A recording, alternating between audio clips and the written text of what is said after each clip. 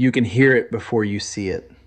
That thin, angry whine somewhere near the window above the sink. You set a glass of sweet tea down on the counter, and there it is, circling the rim. One fly. Then another behind the curtain. A third on the edge of the fruit bowl. By tomorrow there will be a dozen. You know how this goes. You've bought the sprays. You've bought the strips. You've swatted until your arm was sore and your walls had marks on them. There is a mason jar on my kitchen counter right now with about 40 dead flies in it. Cost me $1.86. I haven't bought a can of spray in 3 years. And a woman at a produce stand in Lancaster County told me one sentence about flies that I'm going to give you before this is over. But not yet, because it won't land right until you understand what a fly actually wants when it touches down on your table. Before I get into this, if you're the kind of person who'd rather fix something with your own hands than hand your money to the same company that made the problem worse, then you're already in the right place. Most of what I talk about here costs $1 or $2 and works better than anything on a shelf. If that sounds like your kind of thinking, stay a while. And if you've already got a trick for flies that your mother or your grandmother used, I want to hear it. Put it in the comments. That's where the real knowledge ends up. Here is what nobody tells you about the common fly in your kitchen. It is not random, it is not stupid, and it did not wander in by accident. A fly can detect the scent of fermentation, rotting fruit, vinegar, the faintest trace of overripe banana, from distances that would surprise you, dozens of feet, through screen doors that have no visible gap. It follows a chemical trail the way a hound follows a rabbit, except the trail is airborne and invisible, and it ends right there on your countertop where you left a peach out one day too long. The fly is not visiting, it moved in, and it is already looking for somewhere damp to lay eggs that will hatch into more flies within a week. At peak summer heat, according to extension research out of Texas A&M, a housefly can complete its entire life cycle, egg to adult, in as little as 7 days. One fly becomes dozens. Dozens become hundreds, and suddenly you are losing a war you didn't know you were fighting. Now there is a whole aisle at the hardware store devoted to this war. You have probably walked it. Sticky strips that dangle from the ceiling and collect dust and look like something out of a horror film. Yellow traps that cost $8 or $9 for a pack and fill up with gnats but not much else. Aerosol cans with labels that say "do not inhale" and "do not spray near food preparation surfaces," which is interesting because the flies are in the kitchen where all the food is. You spray the can. The kitchen smells like a chemical plant for an hour. You open a window to air it out. 3 more flies come in through the window. The can cost you $6 and it is already a third empty. This is the cycle. This is what they are selling you. Not a solution. A subscription, something you buy again and again every summer that never quite finishes the job. I want to show you something different. Something that costs less than $2, uses 3 things most kitchens already have, and works on a principle so old and so plain that there is nothing to patent and nothing to put in a branded package. A mason jar. A splash of apple cider vinegar, 1 drop of dish soap, a piece of paper rolled into a cone. That is the grocery list. But the trick is not in the ingredients. The trick is in the geometry, in the way you put these 4 things together so that a fly can get in but cannot get out. And that is what the woman at the produce stand understood. Not the chemistry, the architecture. But before I show you how to build it, I need to explain something about flies that changes the way you think about every trap you have ever tried. A fly does not see the world the way you do. It does not walk through a doorway and think, "I can turn around and leave." A fly navigates by light and by open space. It moves toward brightness. It moves toward the largest visible opening. Inside a jar, looking up through a narrow paper cone, neither of those cues points toward the exit. The cone funnels the fly in. The scent pulls it down. And once it is inside, every instinct it has tells it to move toward the glass walls, where the light is, not back up through that tiny dark hole at the top. This is the same principle behind a lobster trap, behind a minnow seine, behind a fish weir that people built in rivers 1,000 years ago. Old technology, the oldest kind there is. You are not outsmarting the fly with chemicals. You are outsmarting it with shape. That is why the commercial traps work poorly and cost more. Most of them rely on a sticky surface or a scented bait with no containment. The fly lands, touches the glue, and sometimes pulls free. Or it smells the bait but never commits because there is no funnel guiding it in. The jar and cone method gives the fly exactly what it wants, the scent of fermentation, which is irresistible to a fruit fly, and then makes escape almost impossible.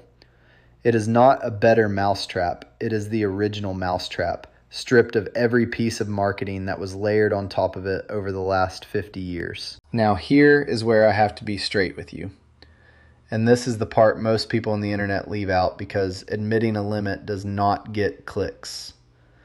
This jar is devastating against fruit flies. Those small ones with the red eyes about the size of a pencil eraser. If that is what is swarming your kitchen, and for most people reading this, that is exactly what it is, this jar will end it. You will see 30, 40, 50 of them in the bottom within 2 or 3 days. But if your problem is the big ones, the gray buzzing houseflies that bang against window glass, the vinegar jar alone will not solve it.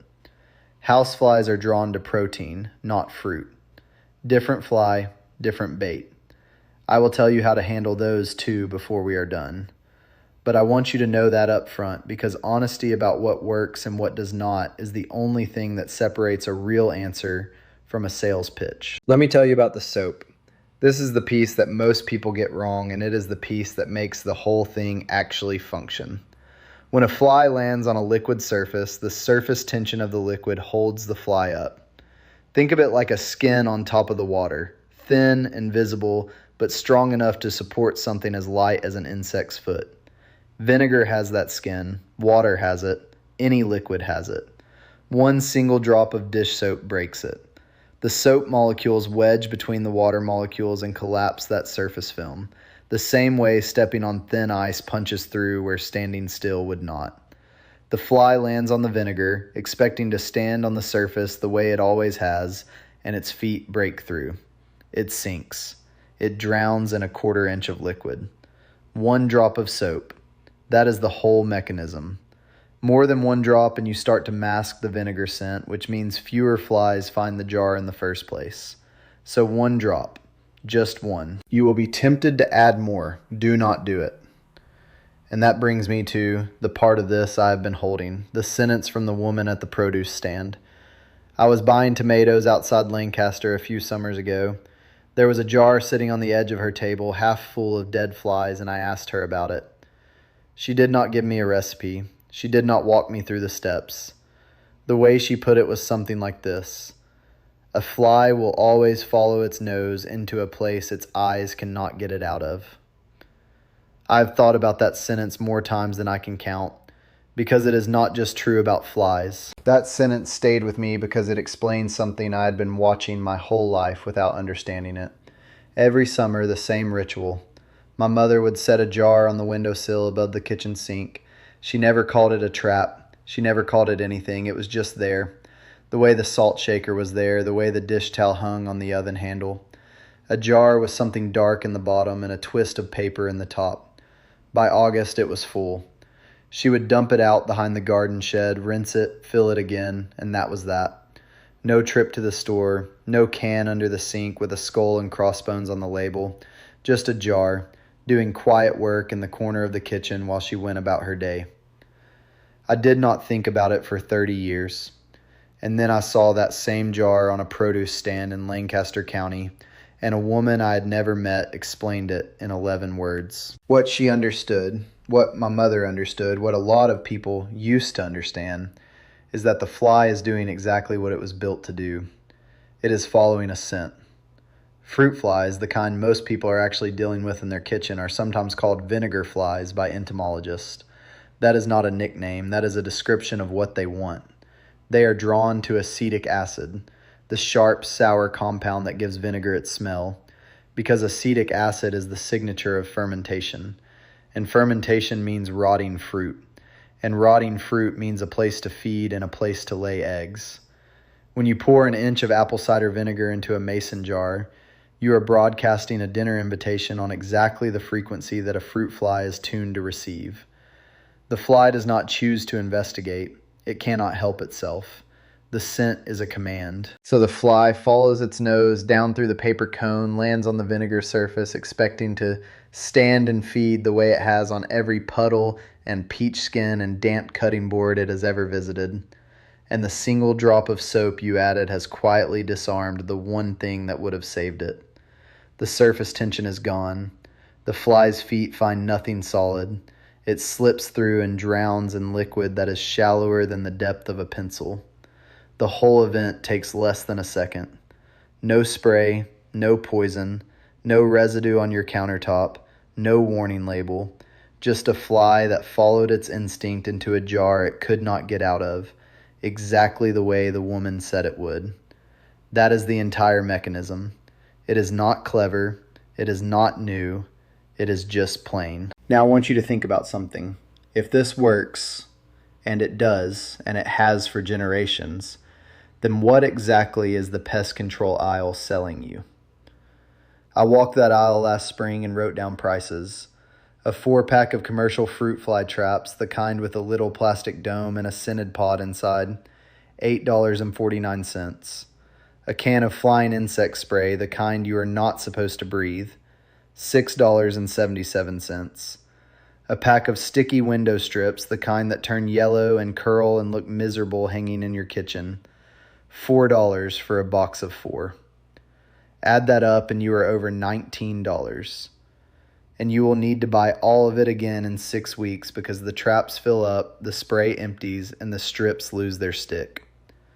That is not pest control.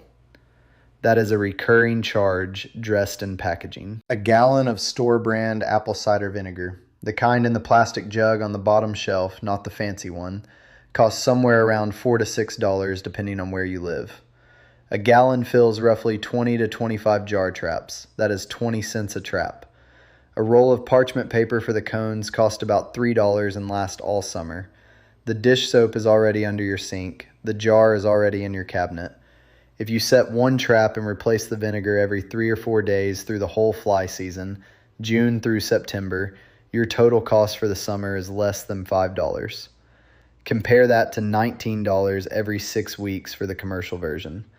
The math is not complicated. And the math is exactly why nobody with a product to sell is going to tell you about the jar. There is a pattern here, and it goes beyond flies. The pattern is this. A simple solution exists. It costs almost nothing. It requires no expertise, and it works. Then an industry grows up around the problem. The industry packages the same active principle, in this case the acetic acid that attracts the fly, adds plastic, adds a brand name, adds a shelf placement fee, and multiplies the price by 7. The industry does not need the solution to fail completely. It just needs the solution to feel complicated enough that you do not try it yourself. That is the real product being sold on that aisle, not pest control. Learned helplessness. The quiet belief that you need to buy your way out of a problem your grandmother solved with a jar and a piece of paper. And every time you reach for that spray can, you are paying a small tax on forgetting what she knew. I am not going to stand here and pretend the jar is magic. It is not. It is vinegar and soap and a cone of paper in a glass container. It will not clear your kitchen in an hour. You will not set it down and watch 30 flies march in like a parade. It works the way most honest things work. Slowly, steadily, and then one morning you realize the flies are gone and you are not sure exactly when it happened. In my experience, a well-placed jar in a kitchen with a moderate fruit fly problem starts showing real results within 48 hours. By the end of the first week, the population is visibly smaller. By the second week, you might see 1 or 2 flies in a day instead of a dozen. That is the real timeline. Not instant, not dramatic, but real. And that is more than the $19 aisle can promise you with a straight face. Let me tell you what the commercial traps will never put on their label. The scented pod inside most of those little plastic domes is acetic acid, fruit-derived acetic acid, the same compound that is in the $4 jug of apple cider vinegar on your bottom shelf. They have diluted it, stabilized it, added a proprietary fragrance blend to make it smell less like vinegar and more like something worth $8, and sealed it inside a pod you cannot refill. When the pod dries out in 3 weeks, you throw the whole unit away and buy another one. The engineering is not in the trap. The engineering is in the business model, making sure you come back. Your jar does not need you to come back. Your jar needs 20 cents of vinegar and a fresh cone of paper. And that is the difference between a solution and a product. So let me walk you through the build, step by step, the way I do it in my own kitchen. Start with the jar. A pint mason jar works, a quart works, any wide mouth glass jar you have sitting in a cupboard works. An old pasta sauce jar, a pickle jar, anything with an opening wide enough to fit a paper cone. You do not need to buy a jar. You almost certainly have one. If the mouth is roughly 3 inches across, that is the right size. Clean it out, dry it, set it on the counter. That is step 1. Step 2 is the vinegar. Pour apple cider vinegar into the bottom of the jar about 1 inch deep. Not half full, not 2 inches, 1 inch. You want enough liquid to drown a fly, but not so much that the scent gets trapped below the rim instead of rising up through the cone. Apple cider vinegar is the best choice because it carries the strongest fermentation scent, that sour sweet smell that fruit flies cannot resist. White vinegar will work in a pinch, but it is weaker. Red wine vinegar works well too if you have it. The cheap store brand apple cider vinegar in the plastic jug is perfect. Do not waste the good stuff. The flies do not care about the label. Step 3 is the soap. 1 drop. I mean 1 drop. Hold the bottle over the jar, tap the bottom once, let a single bead of dish soap fall into the vinegar. You can swirl the jar gently to mix it, but do not shake it into a froth. The soap is not a poison, it is a physics trick. That 1 drop is enough to collapse the surface tension across the entire liquid surface in a small jar. If you add more, 2 drops, 3 drops, a squeeze, you create a soap film on top that masks the vinegar smell.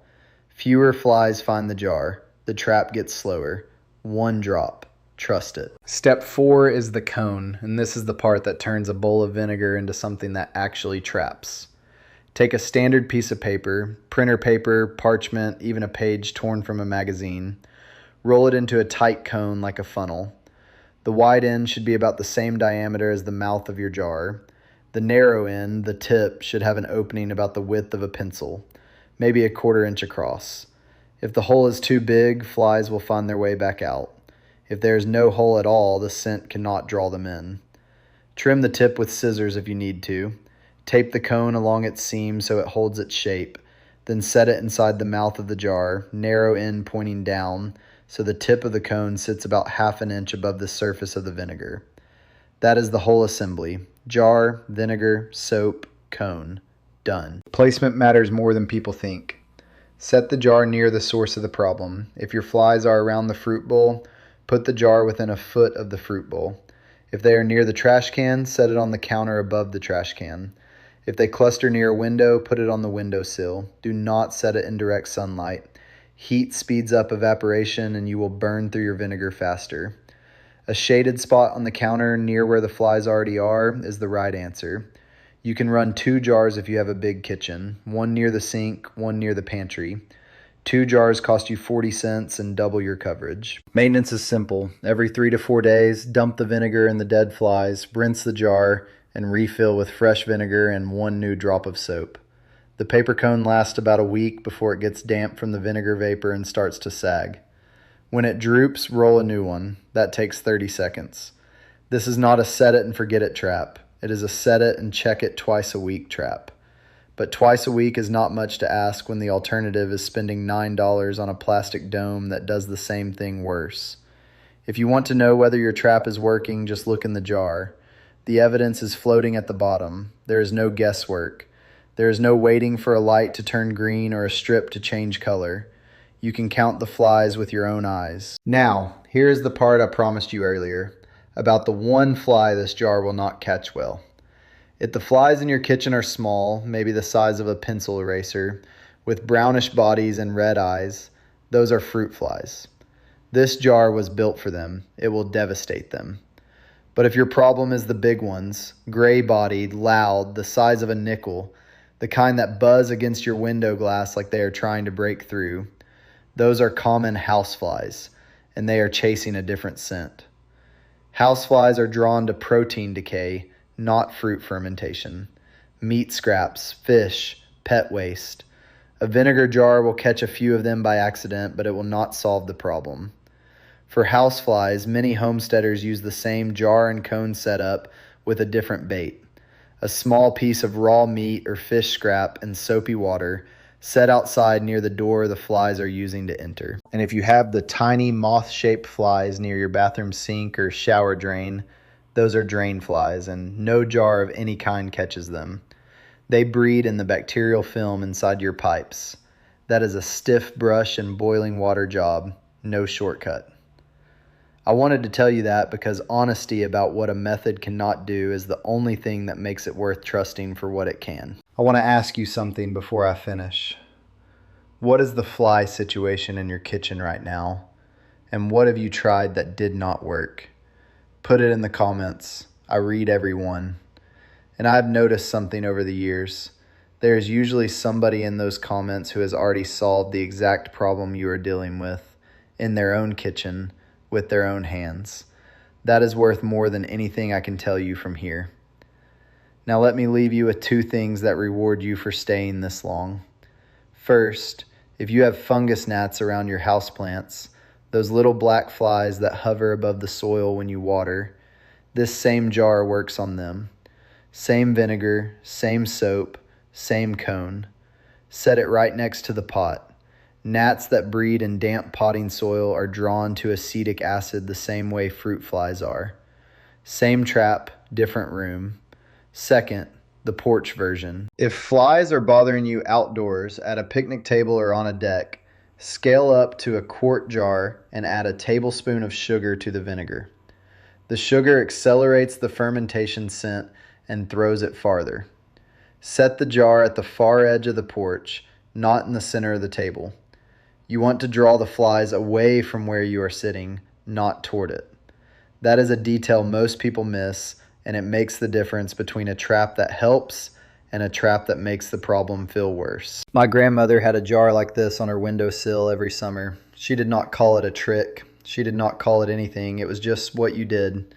You had a fly problem, you set a jar. The same way you had a squeaky hinge, you reached for the oil can. Somewhere along the way, a whole generation was taught that every household problem requires a product with a barcode. A spray for the flies, a gel for the ants, a plug-in for the mosquitoes, a service contract for the mice. Each one costs money, each one puts a chemical in your air, and each one teaches the same quiet lesson. You cannot handle this yourself. That was never true. A jar of vinegar on your counter is a small, plain way of remembering that it was never true. If that is the kind of thing you want to keep hearing, the quiet way, the way that cost $1 instead of 15, this is what we talk about here. Every week, no sponsors, no sales pitch, just the next useful thing. Next one coming is about mosquitoes. Not a spray, not a candle. A little clay pot of smoke that a neighbor showed me how to build for about $3. On a calm evening, it quieted my whole backyard in the time it takes to drink a cup of coffee. I will show you how to make it. Until then, go set your jar. The flies are already looking for it.